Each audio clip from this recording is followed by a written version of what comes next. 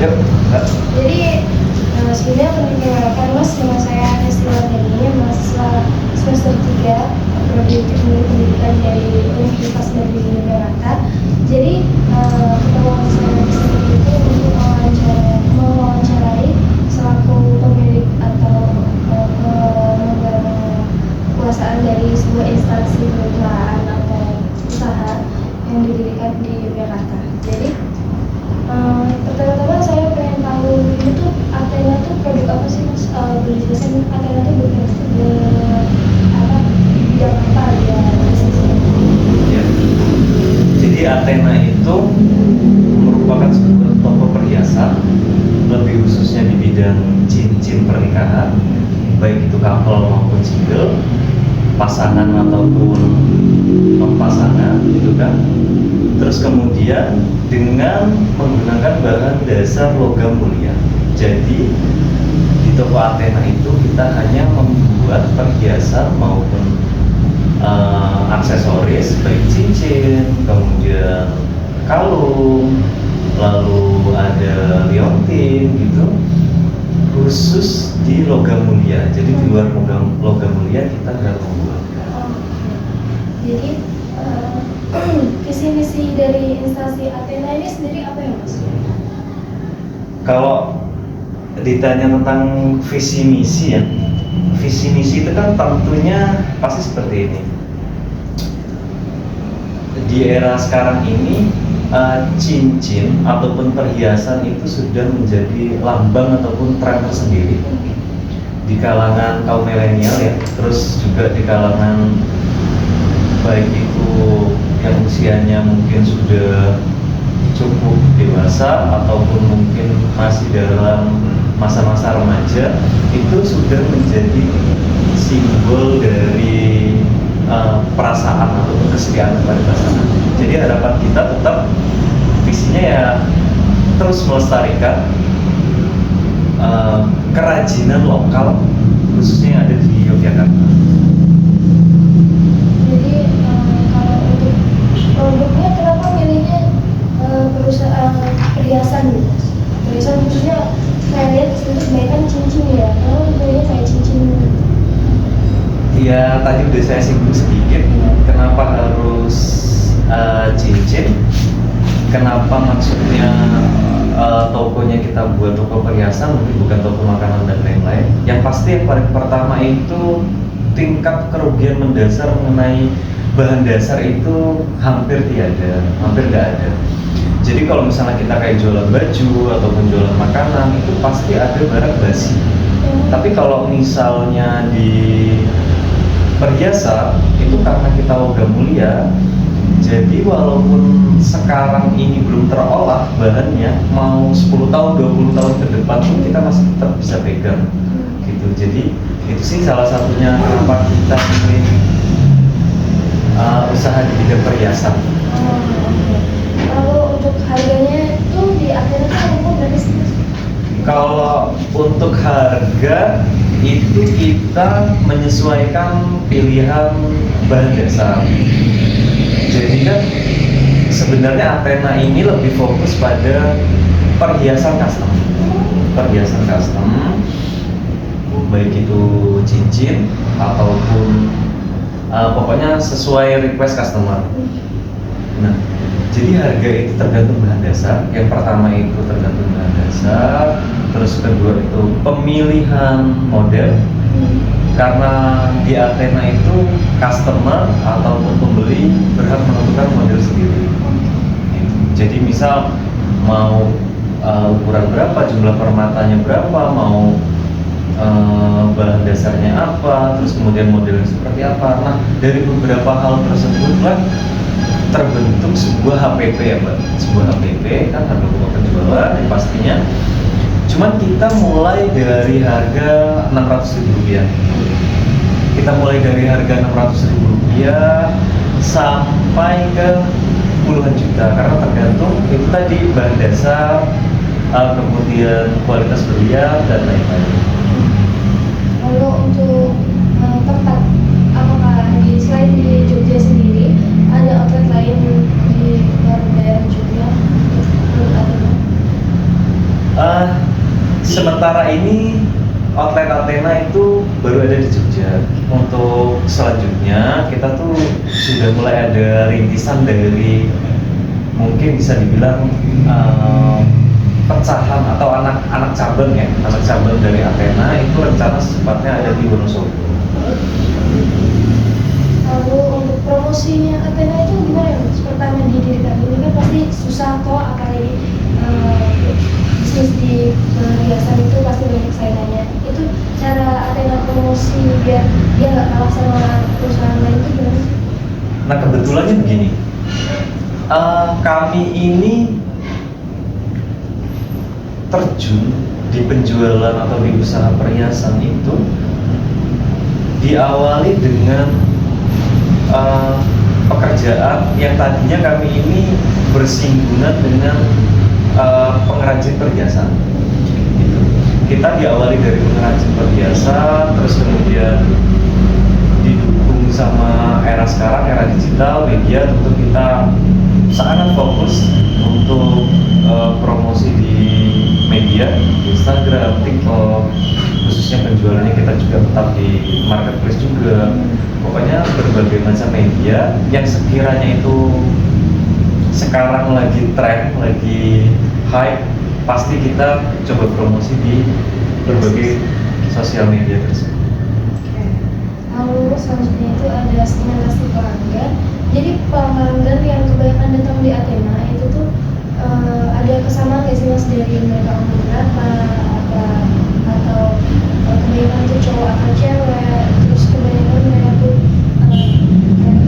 minatnya ke cincin yang model sederhana atau agak rumit. Menariknya yang begini, yang pasti sebenarnya kalau segmen untuk perhiasan, apalagi mungkin Athena ini kebetulan berfokus pada cincin pernikahan maupun cincin tunangan. Jadi rentang usianya itu hampir bisa tertebak ya Pak. Jadi tetap rata-rata di usia 21 tahun ke atas sampai sekitar 35 tahun. Karena usia tersebut itu rata-rata usia menikah ya, usia menikah ataupun sudah waktunya orang untuk memulai hubungan yang lebih serius. Tapi ada yang menarik begini. Ternyata cincin itu selain bukan untuk dipakai waktu saat pertunangan atau pernikahan, tapi juga bisa dipakai sebagai kado untuk orang tersayang kan. Semisal seperti ibunya ingin memberikan kado untuk anaknya, ataupun suami ingin memberikan hadiah untuk istrinya gitu. Yang pasti kalau misalnya dibilang rentang usia sebenarnya cukup general, tapi kalau misalnya dari segi persentase untuk usia dari 22 tahun sampai 35 tahun itu mungkin sekitar 75%. Jadi customer kami 75% di rentang usia 22 tahun sampai 35 tahun. Lalu selanjutnya itu ada promotion, kayak apa ya, perusahaan Athena ini kan produksi hiasan cincin ya Mas. Apa yang bisa dijanjikan sama Athena kalau cincin yang mereka produksi itu beda sama perusahaan cincin yang lain? Yang pasti begini, di era apa-apa hampir serba mahal, kami mencoba yang pasti pertama menekan seminim mungkin harga supaya dari kalangan manapun tetap bisa membeli, karena kita selalu mengutamakan keinginan customer. Kemudian yang kedua tentu bedanya kita memiliki bahan atau pilihan bahan perhiasan baik itu perak, palladium, platinum ataupun emas sendiri, itu kita yang pasti menggunakan pilihan bahan terbaik. Pilihan bahan terbaik mau itu dari Antam, kemudian brand-brand BUMN lainnya.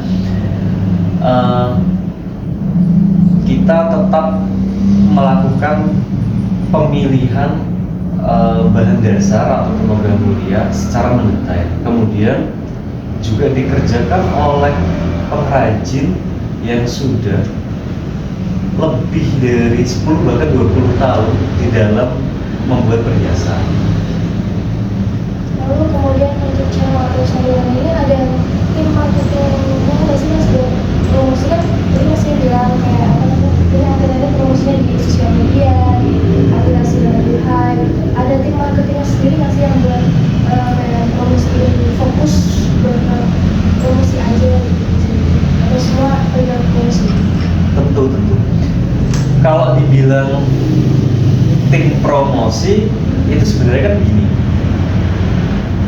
Tim promosi itu ketika kita udah terjun di sebuah usaha, berkecimpung di sebuah usaha, ataupun orang-orang yang bekerja di dalam sebuah perusahaan, secara tidak langsung itu pasti jadi tim promosi, secara baik langsung maupun tidak langsung ya. Nah, tetapi kalau misalnya ditanya ada nggak sih tim khusus gitu kan, tim khusus ataupun strategi khusus untuk promosi di media seperti mungkin Instagram atau TikTok atau aplikasi apapun sekarang itu, ya tentu ada. Karena kita juga butuh ide-ide setiap harinya dan juga inovasi. Lalu selanjutnya itu ada revenue streams atau sumber pendapatan. Jadi kan Athena ini pasti udah istilahnya udah banyak yang tahu gitu mas merknya. Apakah itu ada royalti sendiri atau pendapatan dari lisensi Athena ini selain dari penjualan? Sementara ini kita baru fokus dari penjualan untuk pendapatan utama terkait dari mungkin bisa dibilang itu franchise ya dan lain-lain. Sementara ini kita belum ada, jadi kita baru benar-benar berfokus di penjualan. Lalu selanjutnya itu aset terpenting yang dibutuhkan dari perusahaan untuk membuat model bisnis yang kayak Athena ini di apa sih? Aset terpenting, tetap semua usaha ataupun semua pekerjaan apapun harus didasari oleh pengetahuan. Tetap harus didasari oleh pengetahuan tentang bisnis yang akan dijalankan ataupun yang akan digeluti. Yang kedua tentu saja mungkin distributor terkait bahan dasar logam mulianya ataupun tentang kebutuhan produksi lain. Yang pasti ya bahan dasar itu merupakan ini ya aset terpenting. Oke. Lalu untuk menjaga hubungan sama konsumen itu gimana sih mas? Biar konsumen itu balik lagi ada produk ada perusahaan enak kalau itu bagus nih buat perusahaan cincin Athena. Cara mempunyai hubungan yang baik, relationship yang baik sama konsumen itu gimana? Tentu gini, kita selalu mencoba ataupun berusaha memberikan hal yang terbaik untuk pada konsumen ya, untuk para konsumen. Yang pasti gini, selain hanya penjualan, kita juga terima buyback ataupun pembelian kembali, kemudian kita ada garansi terkait itu ukuran cicit, kemudian cuci ulang, bisa dibilang begitu ya, cuci ulang. Jadi hal-hal tersebut mungkin menurut orang sepele, tapi ketika pelaksanaannya itu memberikan dampak yang cukup besar untuk customer yang membeli di Athena, sehingga mereka tidak perlu lagi repot nanti kalau misalnya cicinya kebesaran gimana, ataupun suatu saat nanti kalau misalnya saya ingin mengkilapkan kembali cincin saya bagaimana. Jadi garansi dan juga buyback itu kita berikan gunanya supaya untuk menjaga kepuasan customer. Lalu selanjutnya itu ada lagi aktivitas atau istilahnya memutar produksi dari cincin atau perhiasan di sini gimana sih mas? Produksinya kayak alamannya dari mana, nanti dijual dari mana? Ya pasti begini, sebenarnya custom itu lebih didasari pada made by order. Jadi ketika ada order ataupun ada pesanan masuk, kita baru buatkan. Bukan berarti kita tidak punya sampel ataupun display, tentu kita punya. Tentu kita punya sampel ataupun display yang terpajang di toko gitu kan. Tetapi kembali lagi, kita custom, jadi untuk model ataupun kira nama ataupun ingin kotak cincinnya seperti apa, kita benar-benar seluruhnya menyesuaikan pada permintaan customer. Nah, sehingga ketika kita ini didasari oleh made by order, tentu saja prosesnya jadi begini. Ketika setelah ada orderan masuk, kemudian customer memberikan pilihan bahan dan lain-lain, request modelnya, yang pertama pasti kita siapkan form order. Kemudian kedua, tentu kita siapkan bahan bakunya, bahan dasar cincin sesuai dengan pilihan customer. Lalu setelah itu kita buat, tentu saja di pengrajin kami. Setelah dibuat, setelah dibentuk, akhirnya menjadi dasaran cincin. Kemudian apabila ingin dipakaikan permata, itu ada proses yang dinamakan microsetting. Setelah microsetting selesai, kemudian ada proses yang dinamakan finishing ataupun plating. Setelah plating jadi, kemudian apabila customer ingin diukir nama, bisa kita ukir nama. Apabila tidak, maka cincin sudah siap untuk diambil oleh customer. Lalu seperti itu, Antena itu ada kerjasama nggak sih mas dengan pihak luar, khususnya berproduksi itu sendiri? Kerjasama dalam hal produksi, kerjasama dalam hal produksi tentu kita ada beberapa kerjasama dengan para pengrajin perhiasan, apalagi kan kebetulan kita di Jogja dan juga kita ada di daerah Kota Gede yang tentu sudah terkenal oleh kerajinan peraknya ataupun kerajinan perhiasannya. Tentu kita ada beberapa kesepakatan, beberapa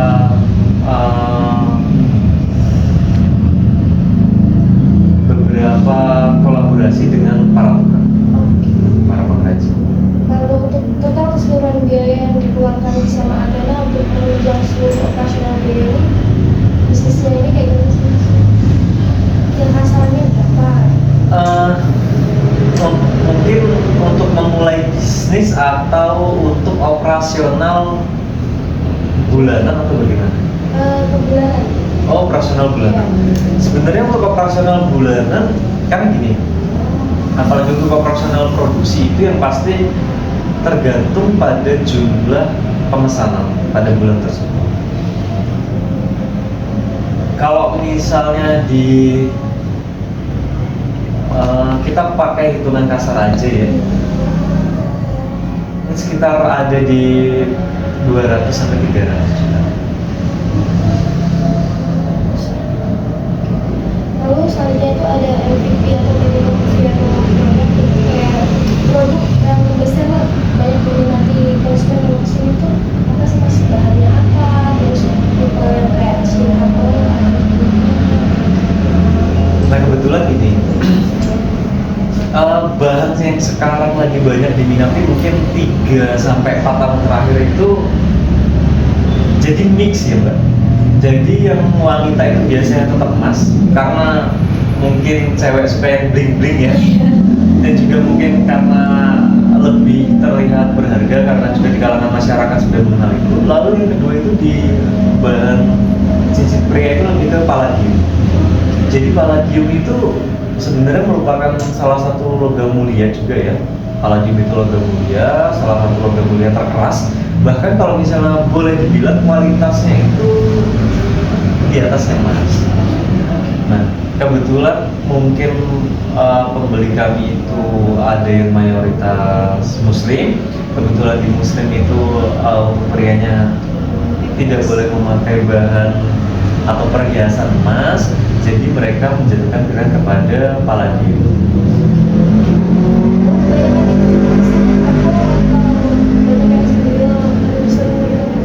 Kebanyakan sih couple ya mbak, kebanyakan couple karena rata-rata untuk acara pertunangan sama pernikahan.